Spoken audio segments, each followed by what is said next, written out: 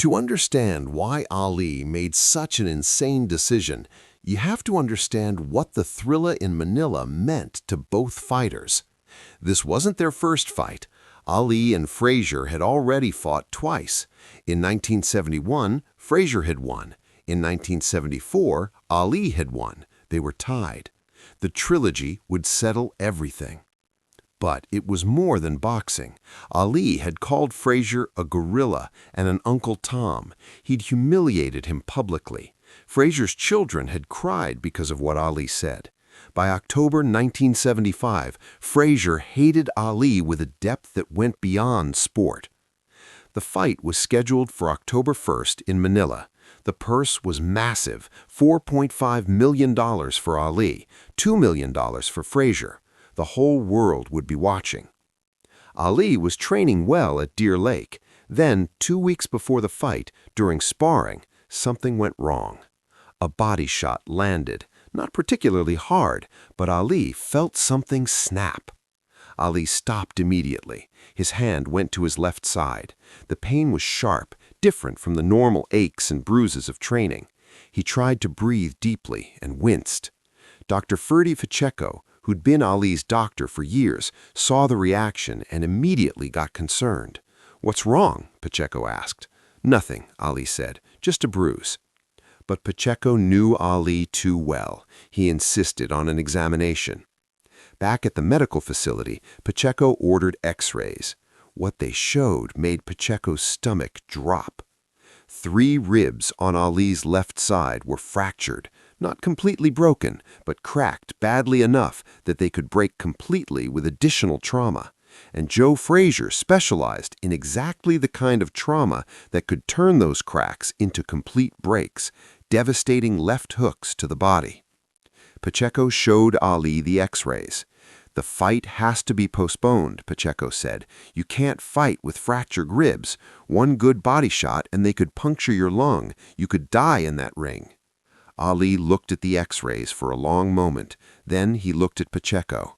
"Nobody can know about this," Ali said. "What, Ali? You can't—" "Nobody," Ali repeated. "Not the commission, not the promoters, not the press, nobody." Pacheco tried to argue. He explained the medical risks, a punctured lung, internal bleeding, permanent damage, but Ali wouldn't hear it. "If anyone finds out, they'll cancel the fight. They'll postpone it, maybe indefinitely, and everyone will say I was looking for an excuse to avoid Frazier. Everyone will say I was scared." "So what?" Pacheco said. "It's a legitimate injury. No one will blame you." But Ali knew better. He'd spent months calling Frazier names, building up the fight, creating a narrative where he was the hero and Frazier was the villain. If he pulled out now, no matter the reason, it would destroy that narrative. And more than that, it would give Frazier exactly what he wanted, the satisfaction of seeing Ali back down. "Tape me up," Ali said. "Tape me tight. Make sure those ribs don't move, and keep your mouth shut." Pacheco was horrified. As a doctor, he knew this was insane, but he also knew Ali. Once Ali made up his mind about something, there was no changing it. If Pacheco refused to help, Ali would just find another doctor who would. "If you tell anyone," Ali warned, "I'll fire you and deny everything. I'll find a doctor who understands that this fight is happening no matter what." Pacheco made a decision he'd regret for the rest of his life. He agreed to keep the secret. For the next 2 weeks, Pacheco carefully managed Ali's injury. Every day he taped Ali's ribs as tightly as possible, wrapping layer after layer of athletic tape around Ali's torso to immobilize the fractured bones. The tape was so tight that Ali could barely expand his chest fully to breathe, but it was the only way to prevent the fractures from getting worse during training. Ali modified his training. He went easier on sparring. He avoided taking body shots in practice. But he couldn't avoid them completely. If he changed his style too dramatically, people would notice and start asking questions. Angelo Dundee, Ali's legendary trainer, noticed something was wrong. Ali was moving differently, protecting his left side more than usual. "You okay?" Dundee asked. "I'm fine," Ali lied.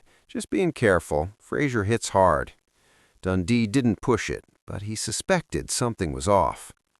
On September 27th, the Ali entourage flew to Manila. The heat was brutal, over 100 degrees in the non-air-conditioned Philippine Coliseum.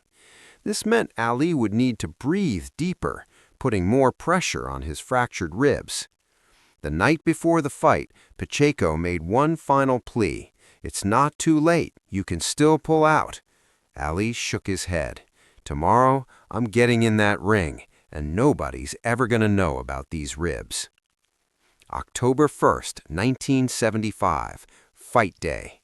Ali's corner spent 45 minutes before the fight taping his ribs, layer after layer, wrapping his entire torso, trying to create enough support to protect the fractured bones.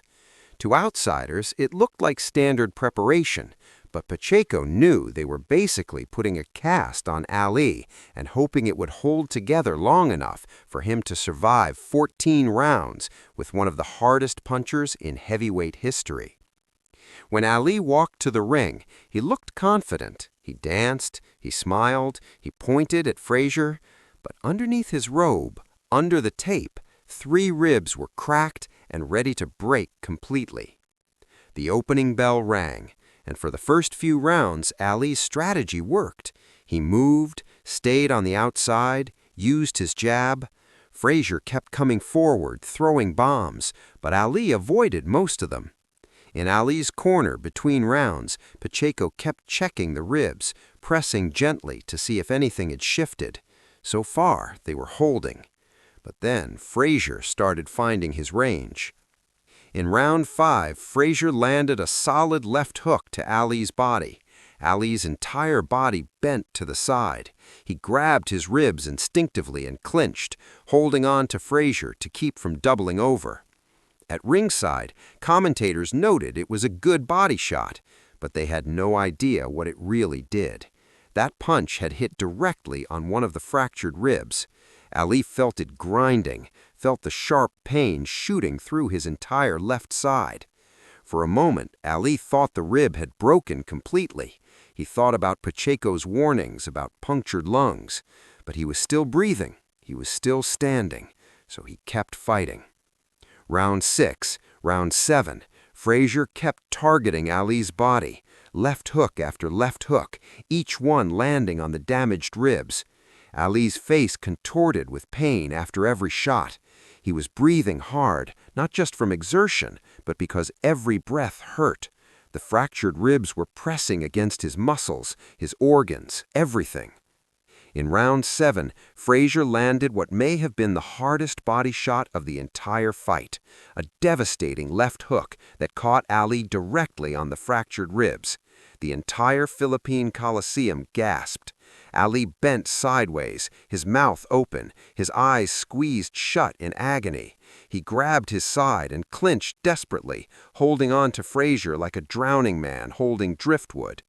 In Ali's corner, Pacheco saw Ali's reaction and knew exactly what had happened. That punch had hit the fractures. Pacheco later said he thought about stopping the fight right then. He thought about telling the referee that Ali was injured, that it wasn't safe to continue. But he also knew Ali would never forgive him. Somehow, Ali survived the round. He came back to his corner and sat on the stool. Pacheco lifted Ali's arms to check the ribs, pressing gently. Ali winced, but said nothing. "How bad?" Dundee asked quietly.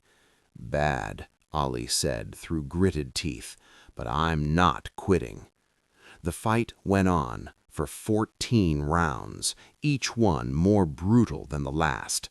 The heat was unbearable. Both fighters were exhausted, and with every left hook Frazier landed to Ali's body, Ali was fighting not to scream, not to collapse, not to let anyone know that he was boxing with bones grinding together inside his chest. By round 12, both men were in terrible shape.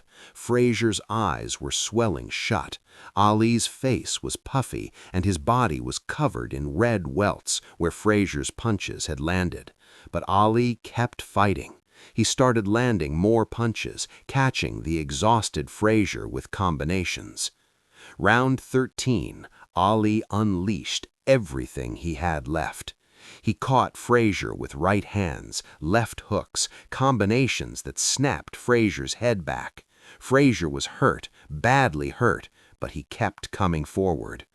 Round 14, Ali continued his assault. Frazier could barely see through his swollen eyes, but he was still throwing punches, still trying to land that one shot that could end it. When the bell rang to end round 14, Frazier stumbled back to his corner. His trainer, Eddie Futch, took one look at his fighter and knew it was over. Frazier's eyes were completely swollen shut. He was beaten. "Sit down, son," Futch said. "It's over." "No," Frazier protested. "Don't stop it, Eddie." "It's over," Futch repeated firmly. He waved to the referee. The fight was stopped. Ali had won by technical knockout. In Ali's corner, the moment the fight was called, Ali collapsed, not in celebration, in complete exhaustion and pain. He fell onto his stool, unable to move. His entire body was shutting down. Dundee and Pacheco had to help him stand up for the official announcement. "That was the closest thing to death," Ali would say later. But what he didn't say, what he wouldn't say for 22 years, was how much of that feeling came not from the heat or the exhaustion, but from fighting 14 rounds with 3 fractured ribs. After the fight, Pacheco examined Ali thoroughly. The ribs hadn't broken completely, but they were worse than before. The fractures had deepened. It would take months for them to heal properly. Pacheco told Ali he'd gotten incredibly lucky. A few more inches in the wrong direction on any of those body shots, and the rib could have punctured his lung. "But I won," Ali said. "You almost died," Pacheco responded. "But I won." For the next 22 years, Ali never publicly mentioned the fractured ribs. Pacheco, bound by doctor-patient confidentiality and loyalty to Ali, kept the secret. So did the handful of people in Ali's inner circle who'd known. The world knew the Thrilla in Manila as the most brutal fight in boxing history, but they didn't know the half of it. By 1997, Ali's boxing career had been over for 16 years. Parkinson's disease had ravaged his body. He could barely speak clearly. His hands trembled constantly.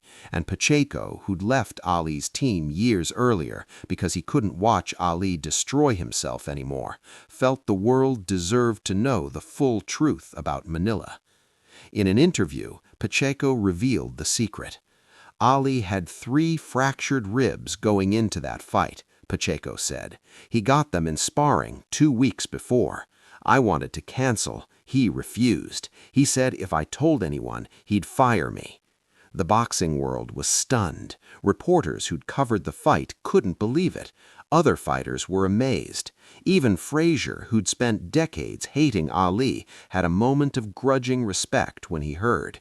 3 broken ribs? Frazier said, and he went 14 rounds? That's crazy. But that was Ali, too proud and too stupid to know when to quit. When Ali was told about Pacheco revealing the secret, he didn't deny it. By then, his speech was too impaired for him to give detailed interviews, but those close to him said he simply nodded. The truth was out, finally. The revelation changed how people understood the fight. It wasn't just brutal, it was superhuman endurance. Every body shot Ali took was on fractured ribs for 14 rounds in 100-degree heat. But it also raised uncomfortable questions. Should the fight have happened? Should Pacheco have refused? Should the corner have stopped it? Pacheco struggled with these questions for the rest of his life. "I should have told someone," he said later, "but Ali would have never forgiven me, and he would have just found another doctor." The Thrilla in Manila was Ali's last great victory. He'd fight a few more times, but he was never the same after Manila. Some doctors later suggested that the accumulated damage from fights like Manila, especially fighting with injuries that should have sidelined him, may have contributed to the early onset of his Parkinson's disease.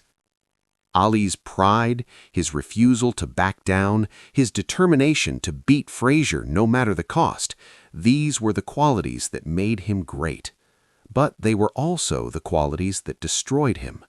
He fought Manila with 3 fractured ribs because he couldn't imagine doing anything else. Because backing down, admitting weakness, canceling the fight, these weren't options for Muhammad Ali. He was the greatest, and the greatest doesn't quit because of broken bones. But here's what we learned 22 years later, when the truth finally came out. Courage isn't always heroic. Sometimes courage is just stubbornness wearing a different mask.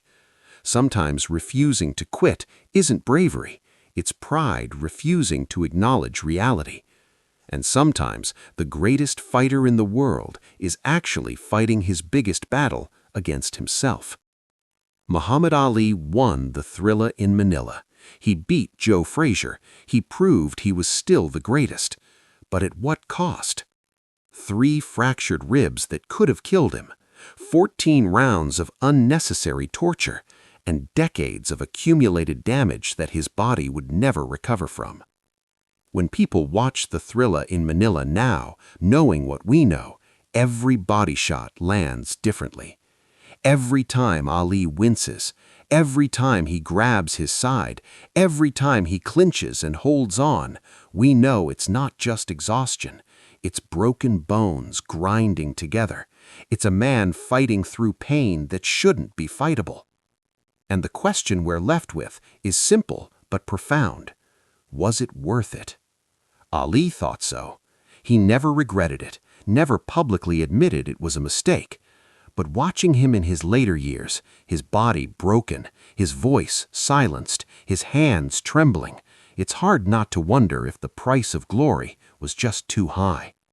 If this story about the hidden cost of greatness moved you, make sure to subscribe and hit that thumbs up button. Share this with someone who needs to understand that sometimes the battles we can't see are the ones that matter most. Have you ever pushed through something you shouldn't have just to prove a point? Let us know in the comments and ring that notification bell for more untold stories about what champions sacrifice when no one's watching.